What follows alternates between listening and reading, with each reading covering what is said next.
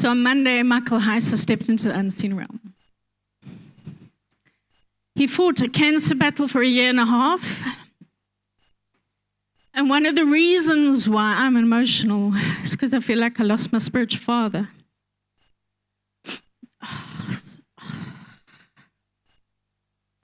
I don't want to sniff, because sniffing is stupid.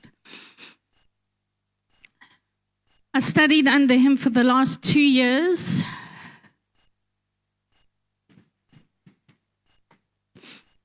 I haven't met the man personally, but every person that I have seen that has studied under him to some degree feels what I'm feeling. They feel like they've lost a spiritual father because of the fruit of what he's brought to my life. And I'd found myself, before I found out that he had died on Monday, actually I found out, because he died late Monday, so I found out on Tuesday morning, I'd found myself thinking a lot about this preach, because I knew obviously I was going to preach, thinking how could I honor him. So I think Holy Spirit was just preparing my heart for the moment, but also preparing me to, like, what I was thinking was, how can I honor him in this particular preach? So what I'm going to do, I might use big words today, and I might struggle to pronounce them. But the reason why is because I want to honor him through using a lot of his catchphrases, a lot of his words that he used, and just so you'll hear more of his words today than mine, because I want you to hear his heart. So, for those who've listened to him or read any of his work, listen up, because you may hear some stuff. I learned a new word when I was studying under him, telegraphing. He said telegraph a lot. Anyway, I find it very interesting that I'm just talking so I can settle, that we started this series now from the 26th of Jan when he went home to kind of be into hospice care. And then we started this series the beginning of the year. I found like there's something in the timing of this that God wanted to extend it. Not that we're special, I don't know, but just, Gary says we are. That's our number 8 in the Enneagram. But just that God wants this stuff for us. He wants us to understand this stuff. And one of the major fruits that I've seen when people unpack his work is the insatiable, like what Gary prayed, the insatiable hunger for the word of God. And I know Michael Heiser said that if he only, for the rest of his life, and I know he studied for 35 years this stuff, or let's say 25, because it was, I think he was 10 years in when he had this epiphany about Psalm 82, from what I can gather. So a good 20 years, let's say. And he felt like he could stay in Genesis 1 to 11 and study that for the rest of his life and not get bored. So that makes my number 5 very happy, because I'm like, ooh, there's lots more to learn. And just for you to understand and know that this is not, even though we speak of him, a lot of this isn't him. He's just connecting dots. So he had or has over 7,000 scholarly papers that he's either read or gone through in some part that affirm to what we're preaching on. And one of his, what he felt his calling was that to bridge the gap between the scholarly academic world, the biblical study, to the lay person, the general person in the pews, you and I. And I think he's done an incredible job of, let's say, dumbing it down for us so we understand what they're talking about. I've never met, well, not that I've met many scholars, but I've never met someone who studied in the academic world, like completely, thoroughly academic, who will also go to conferences for aliens and preach the gospel. You should go and find out what he's done. It's really pretty cool. All right, so let's get going. So I'm going to do a little bit of a brief recap on our journey so far and the key concepts that we've learned, because we had Alexander last week, and there was a bit of a break, but it's always good to go over what's been happening, because we need this stuff to go over and over and over again, because some of it's known and some of it's unknown to us. Right, I don't know whether I need my glasses or not. Gary's like, probably. They're here. All right, so God wants us. What does God want? That's our series. Simple truth is He wants you and me. And why does He want us? He wants to be with us, enjoy us, and us to be with Him and enjoy Him in return. You know, God doesn't act randomly. He acts with major purpose. So when He created mankind or humankind, He wasn't trying to fulfill any kind of deficiency in Himself. He didn't need us. He just wants us. And that's so important that we understand that. So God is among the Elohim, but He is, like Gary has said, He is superior. So no way, shape, or form are we ever saying that God is in the same category as any created being. God is uncreated. He is far above. Jesus is uncreated. He is far above. He is distinct from. And that is just like a foundation you cannot miss or move or not remember in this whole series. God has a heavenly family, and I don't think we always think of it in that term. So He has this heavenly household called the Elohim. And these guys are not only His family, but they are tasked to do stuff. And that is to carry out His decrees. He doesn't need them, but He chooses to have them because He wants to do stuff in community. So they represent God in what they are tasked to do. So they represent God, they're image bearers of God in the spiritual realm. Then, of course, we're His earthly family. And our human status and identity mirror His heavenly family. And as it is with His heavenly family, we too are tasked to administrate and to carry out His functions on earth. Now, the key word is His functions, not ours. And then heaven and earth are these two separate but interconnected realms. Okay, so now humans, as I said, are created to enjoy an everlasting access to God. That's what God's original plan was always meant to be. And we were supposed to work side by side with His loyal Elohim, right? We weren't meant to do this on our own, guys. Isolation is not what God wants from us. So we as His earthly family are tasked with helping Him manage and maintain His creation. And then, of course, we work through that. All of this comes with a massive risk. Why? Because of our free will. And then, because we're imperfect. He is the only perfect being, like that song. We are imperfect. And He knew the risk when He gave us this free will. So, of course, both households now have experienced rebellion and have resulted in this ongoing war that we find ourselves in. But the good news, there's always good news when it comes to God, is that God is equally, if not more so, fully committed to preserving what He began. He started this. He's going to finish it. So 2 weeks ago, Gary asked and answered the question about why is there evil and suffering in the world if God is the God of love, and all those kind of questions. And it's an incredibly relevant question that I don't think we should ever shy away from. But what we tend to do, and if you were confronted with that question, I think your first port of call would go to Genesis 3, right? If Adam and Eve didn't get us in this mess, right?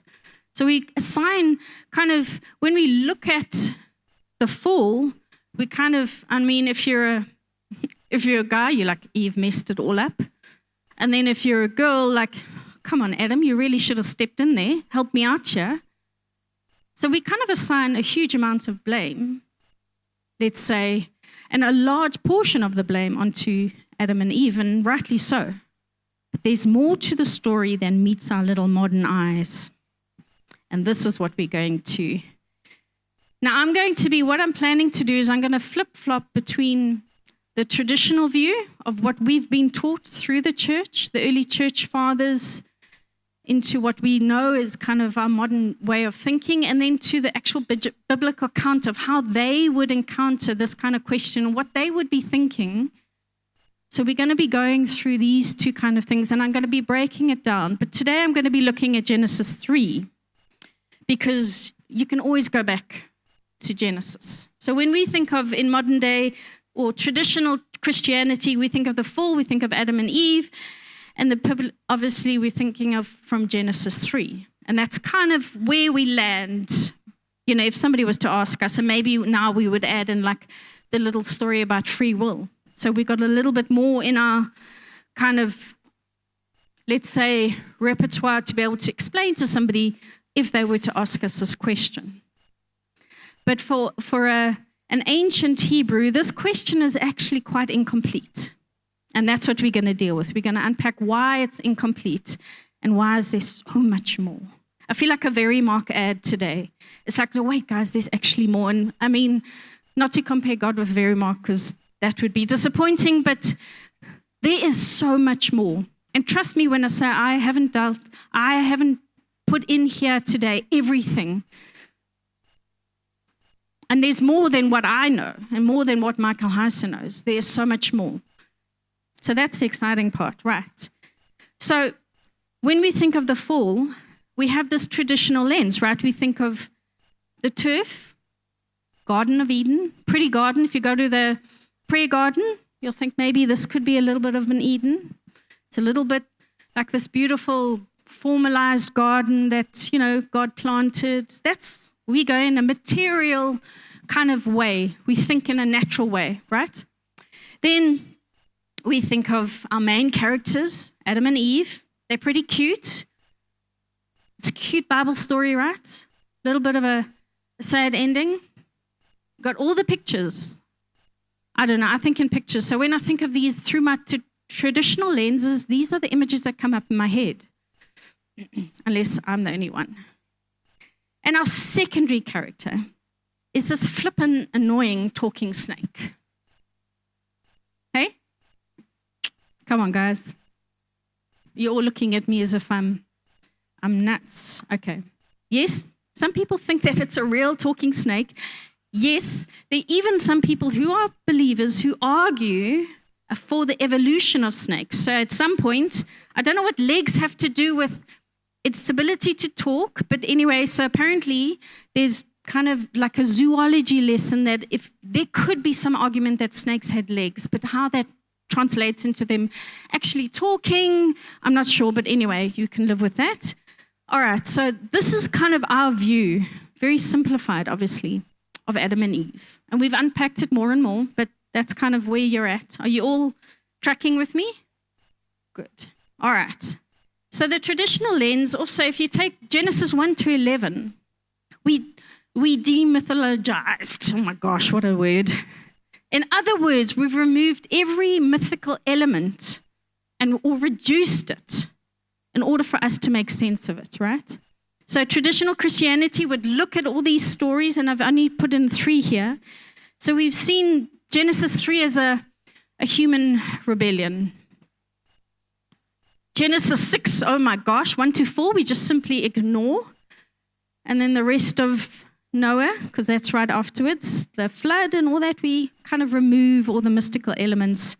Gosh, we can't even go there. If you go and read about watchers and sons of God, and then they mate with humans, and oh no, brains too much, so we just ignore that. Moving on. And then Genesis 11, which is the Tower of Babel, simplified to like a cute story, like, oh, they mixed up their language, these guys build a tower, and then we go on. Now, what's interesting is that the modern day translations still don't use references from the Dead Sea Scrolls. So they are missing a large portion of what these texts mean, especially in the Tower of Babel. They don't link it to Deuteronomy 32 and Psalm 82. They just read it in isolation. But we're going to get there. It's very exciting. Are you all excited, or are you all feeling a little nervous? So I said this is pretty much an incomplete answer. So if I was confronted with an ancient person, Israelite, or even, let's say, I'm going to use the word A&E, but it's actually an ancient Near Eastern person. It's too long to say that every time, so I'm going to say A&E, and I'm going to refer to that in the text because it's even too long to type, and I might trip over it. But if you just ask yourself, let's just think in this moment about Genesis 3. Do you really believe it was a snake who could talk? Think about it. Have you ever thought, did that really happen? Are you taking it too literally or not literal enough? So if it wasn't a literal talking snake and it's not about the evolution of snakes, then what or who was this character? And what was he? Why? Why was he in the garden in the first place? Because, the garden's supposed to be God's domain. So have you ever sat down, asked yourself questions when you're reading the text?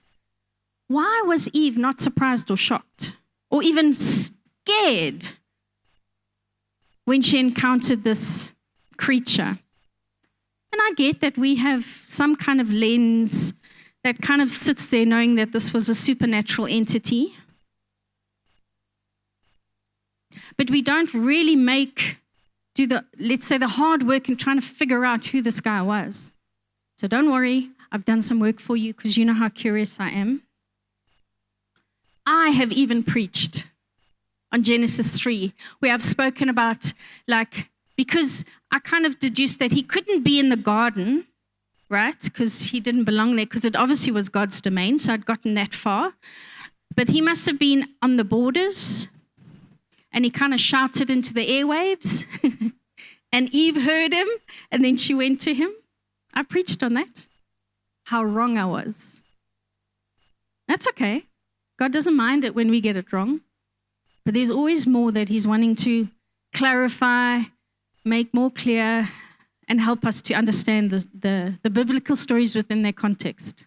So, I can see all of your brains are like, why didn't I think of that question?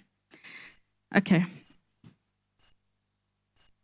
So I'm going to keep saying this over and over again. Gary's going to say this over and over again. We really have to be careful of forcing the Bible to say things that it's not saying so we can feel better, or we can put it in our grid, or we can make sense of the narrative, which is what I did in that one preach. Yes, Satan was a spiritual being. And maybe he did look like a snake. But what does that mean? Ask yourself, have you reduced some of the stories to biblical, cute Bible Sunday school stories? And not to offend any of your Sunday school teachers out there. Christy's like, it's a start, but we need to build and expand and open up more of what God is saying. Because why? Some of these elements are just too weird for our natural, physical, science, modern mindsets.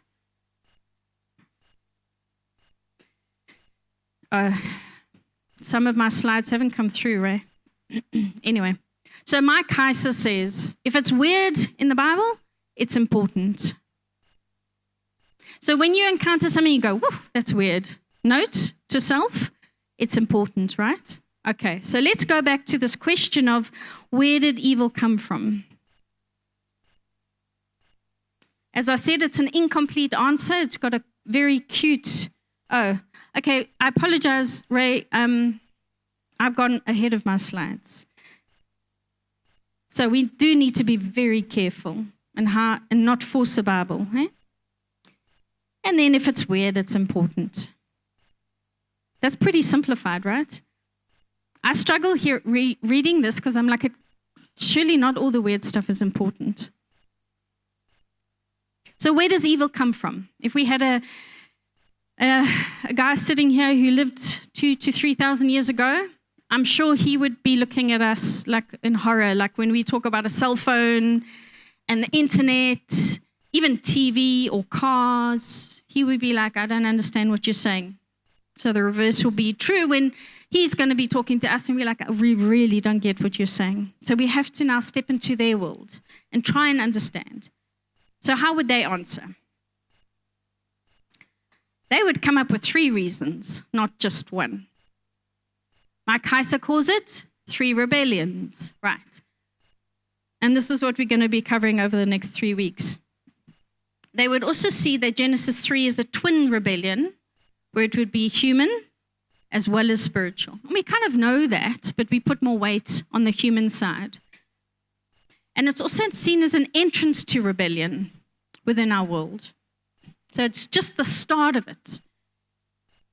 The sons of God, Elohim, they would have seen as the ones who rebelled, and they mixed the divine with human, which in God's sight was profoundly evil.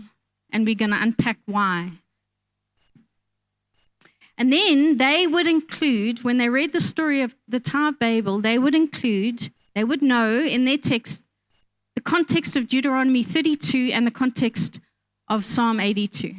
For them, when they read that, that's what they will be linking. Okay, and we're going to be unpacking this, and we will be able to understand why they're linking this. So the divine rebellions had fallout. So we all kind of know the fallout from Genesis 3, that death came into humanity, not guilt, death, and that we were estranged from God. Our relationship with God now became separated. There was the sons of God, and that brought in, and the Hebrew mindset brought in this lethal threat to mankind. Demons. Now, we assign demons as like a fallen angel, but there's more. Demons are quite a specific category, and it actually only comes in Genesis 6, and I'll explain more next week. There's a lot of to be continued here, peeps. Depravity. So we didn't really need help in messing things up, but the enemy kind of thinks, well, let's help them not just to rebel, but let's help them to destroy themselves as well. And then the Tower of Babel was an abandonment from God's side to humanity, in a sense. And don't stop breathing. It's okay. God had a plan. Idolatry came in, and misery. It kind of explains where we are in this world today, right? These events were big deals in the intertestamental kind of period. So it was a time period where they call the Second Temple period. So the temple was demolished, they built a new one just before it got demolished. Jesus, first century Jews like Jesus, Paul, and all the New Testament writers had this stuff in their heads. They knew. And it comes through in their writings, and we're going to unpack that for you. You see, because for them, the Messiah wouldn't just solve that one problem of sin. He had to solve all 3. And we're going to unpack that again. So we're going to go back to Genesis 3. So that's kind of an overview of what we're going to kind of work through. So today's key concepts. We're going to look at the context of Eden itself. It's not just a garden, guys, where they planted stuff. We're going to examine Ezekiel 28, because that's going to help us unpack what their thinking was. We're going to ask the following. We're going to look for what we call divine counsel references, which means in Eden, God was there, and where God was, he conducted his business, because God works from home. And where he works from home, he had guys to help him, and that was his divine counsel. And they were there with him too in Eden. We're going to look at how on earth does this relate to the word serpent. And we're going to unpack that. How does Ezekiel 28 bring that out? And then we're going to look at the Hebrew language and how that brings it out. So we've got lots to get through. So let's look at the Eden context in terms of our traditional lens.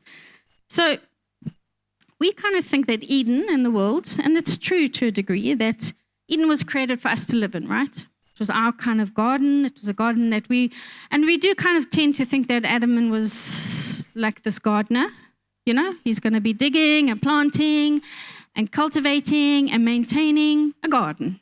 Okay, so that's, I don't know, think about it.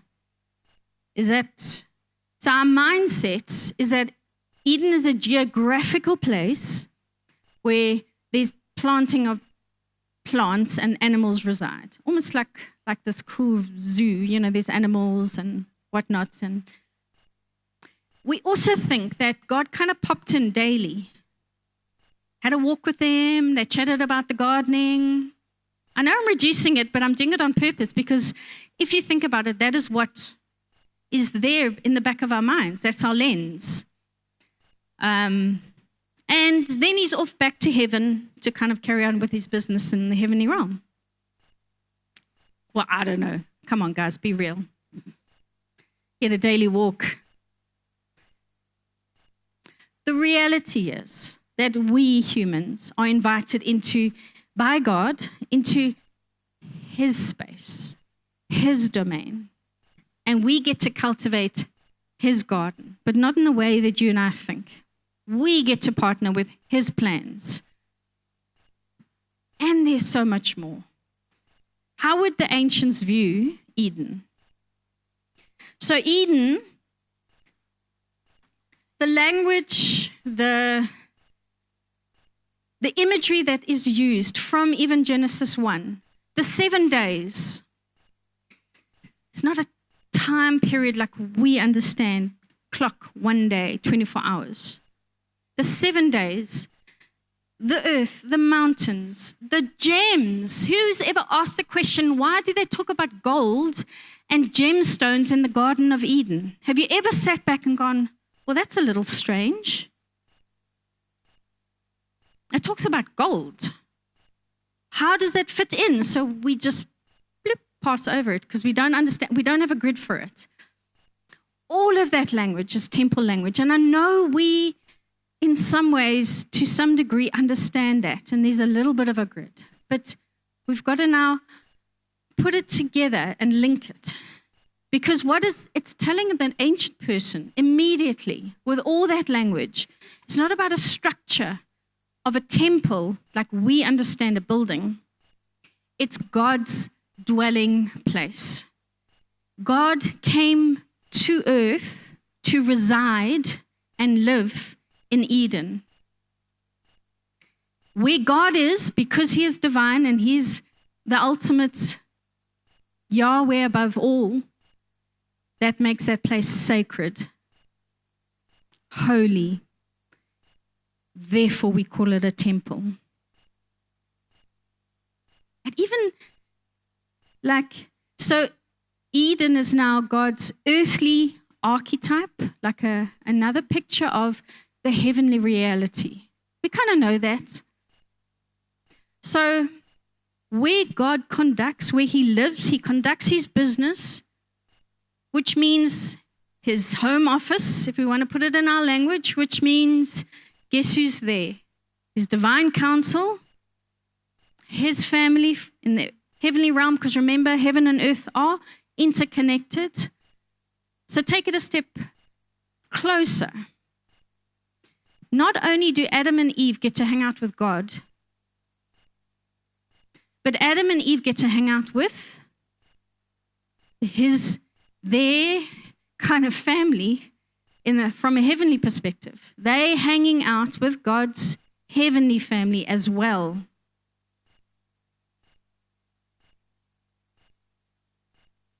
Okay. So now I want you to kind of park that there. Remember who they're hanging out with. Remember what this place is.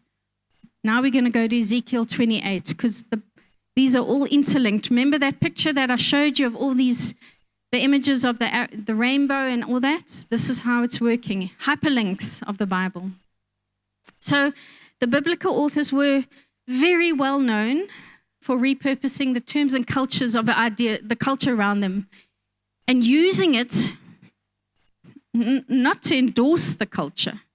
In some ways, they actually made fun of the culture, but they used it to repurpose it so that they can make their own theological point about their amazing God. So that's what Ezekiel 28 is doing, it actually isn't about human rebellion, and it isn't necessarily about Eden, but it gives us very important clues as to what Eden really was. Reading, if you go home and read Ezekiel 28, kind of talks about this king.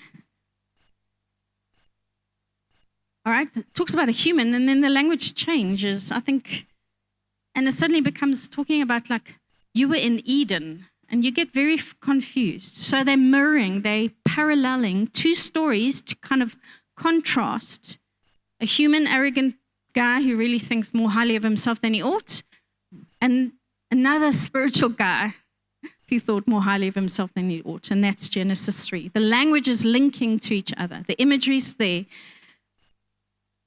So when this guy, the Prince of Tyre, he's accused of extreme arrogance. This guy really, really, really was narcissistic. He considered himself a god. It even says he considers himself to sit in the seat of the gods, which is another reference to divine counsel language. So that phrase in their minds is associated to God's divine counsel.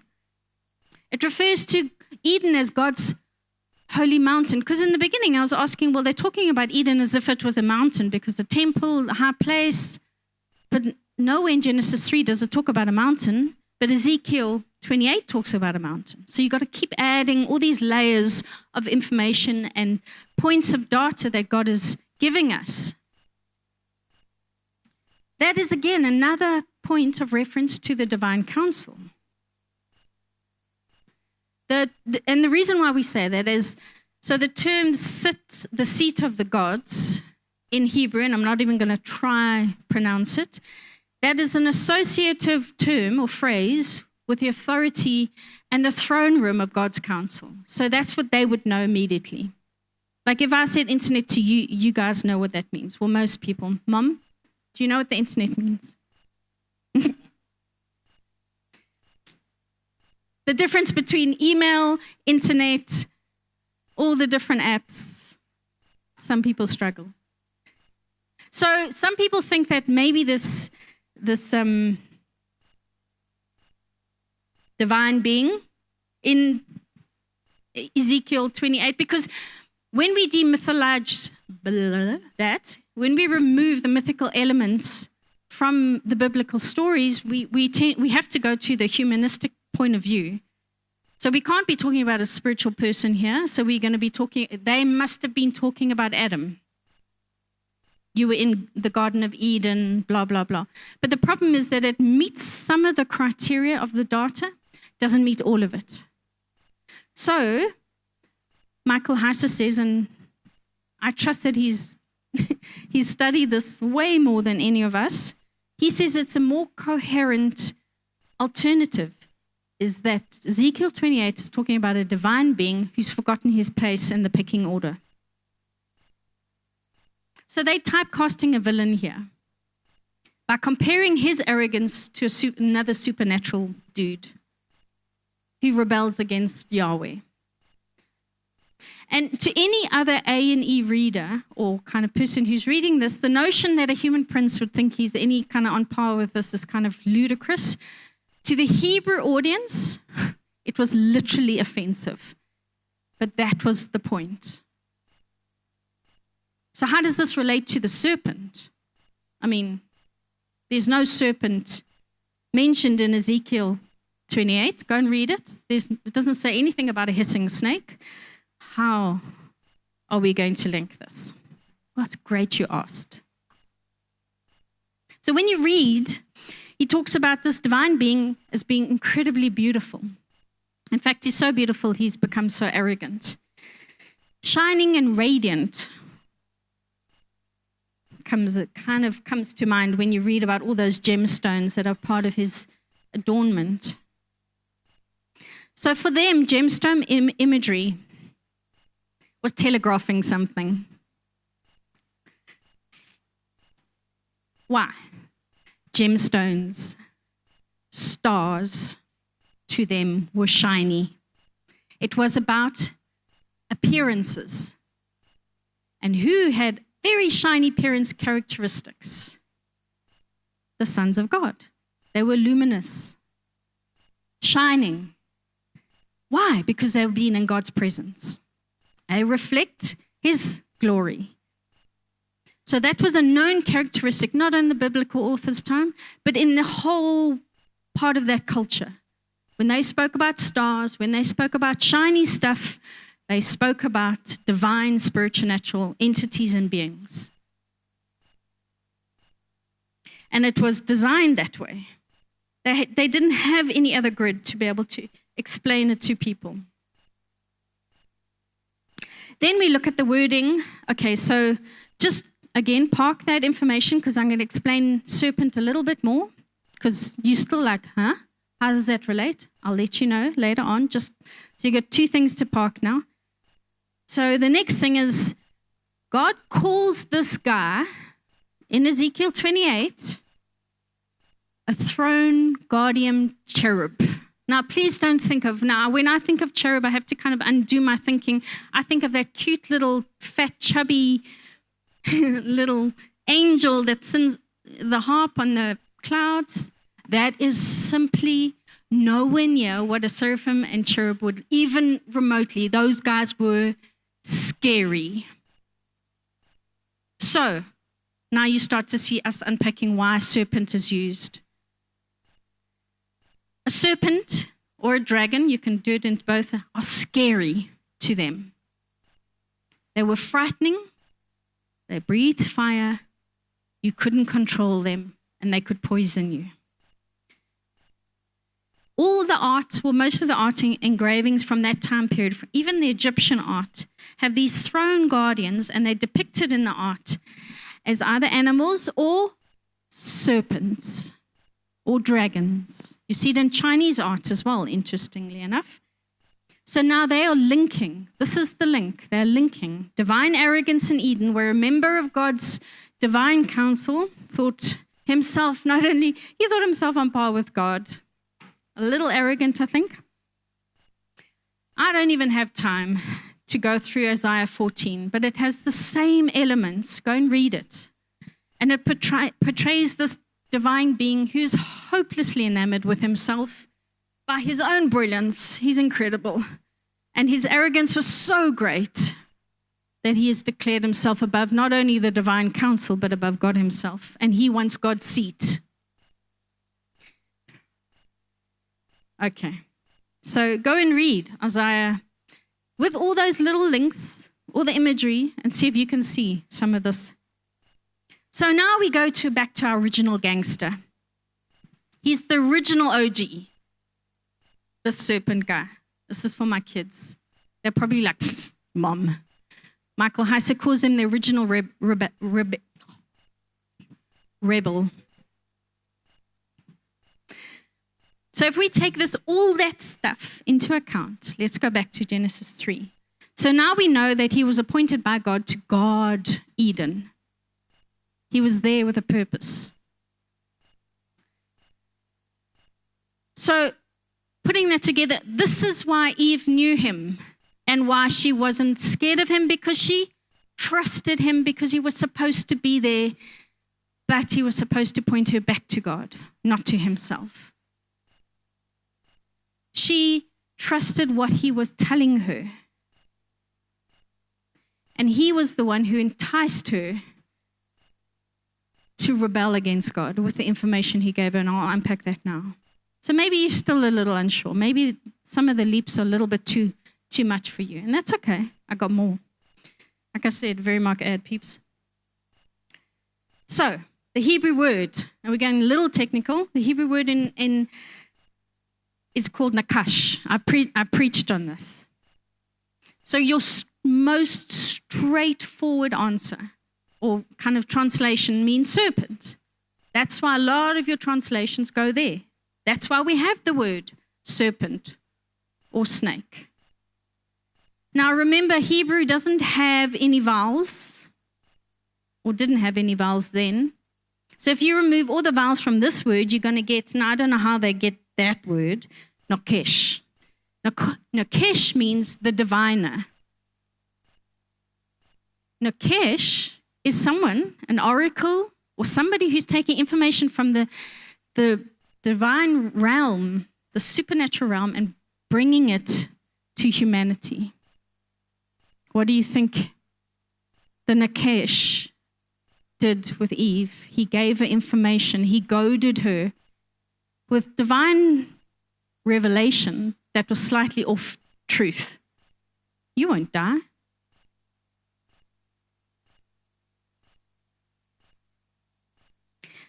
Now, the next one. So that's another little kind of thing in your pocket. Some more links. 1 Chronicles 4:12 uses that word as an adjective. I think that's correct. Don't all you English people don't shout at me now. It was used as a name of a place. So don't miss the point. Don't get stuck on the grammar. The name of the city means a place where bronze or copper smiths, really. What do you do when you shine up those metals? What happens when you polish them? I've given it away. They become shiny. You have the appearance aspect as well. So there's another link that these guys are going to. Daniel 6, just a little add in here. This word was used to describe divine beings. So all of this, your writer wants everyone. Sometimes when you're writing something, you want your readers to think of some of the possible meanings. In this case, the writer wants you to think of all the possible meanings. And guess what? All of those fit. You've got the serpent imagery coming through about a divine throne temple guardian. You've got some spiritual being who's giving information from the unseen realm and using it to goad Eve. And then you've got the shining appearance, which again talks about a supernatural entity.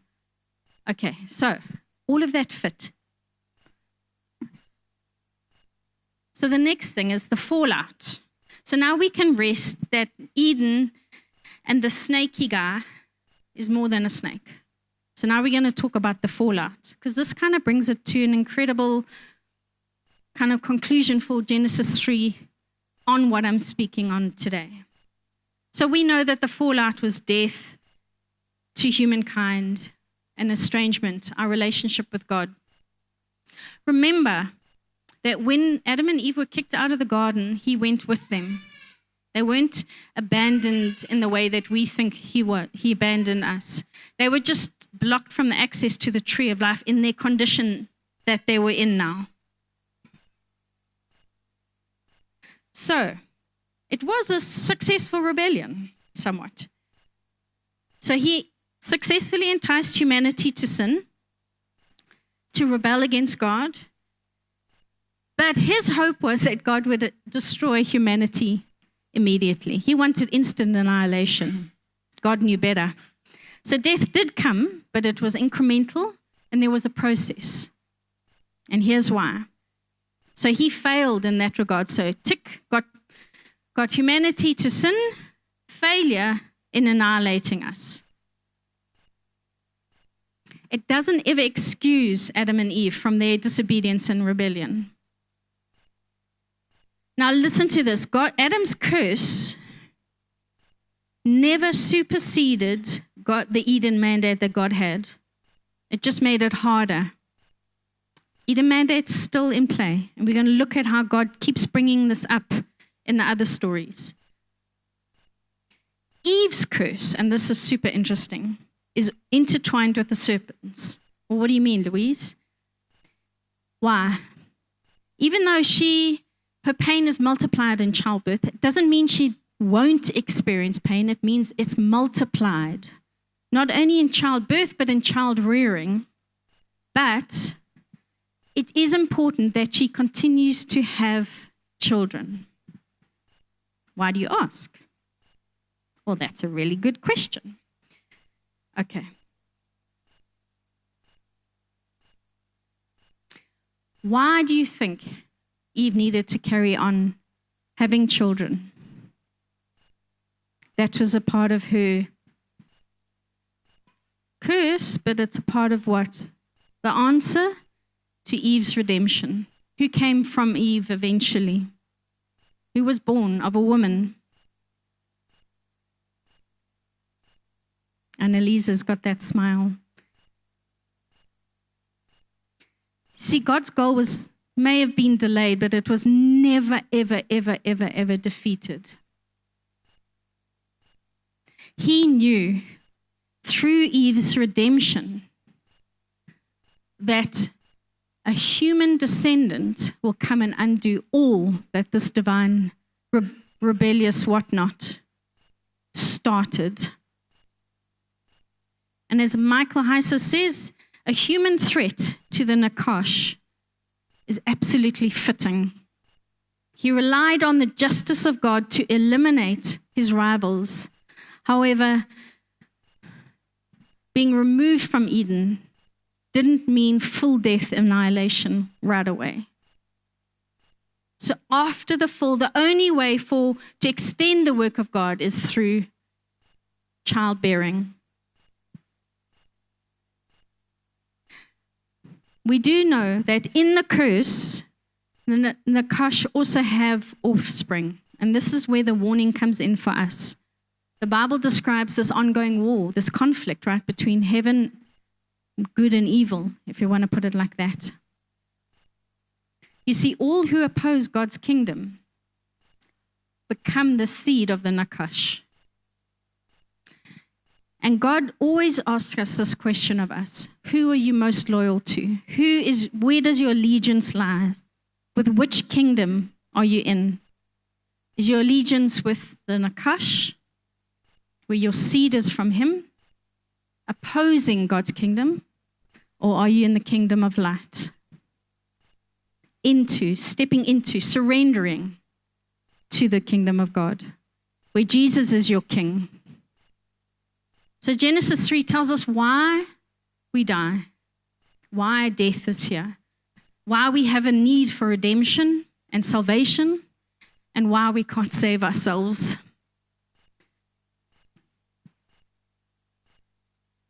So, next week, we talk about the situation gets a little worse, in fact, much worse, before it gets better. But then that's going to be for next week.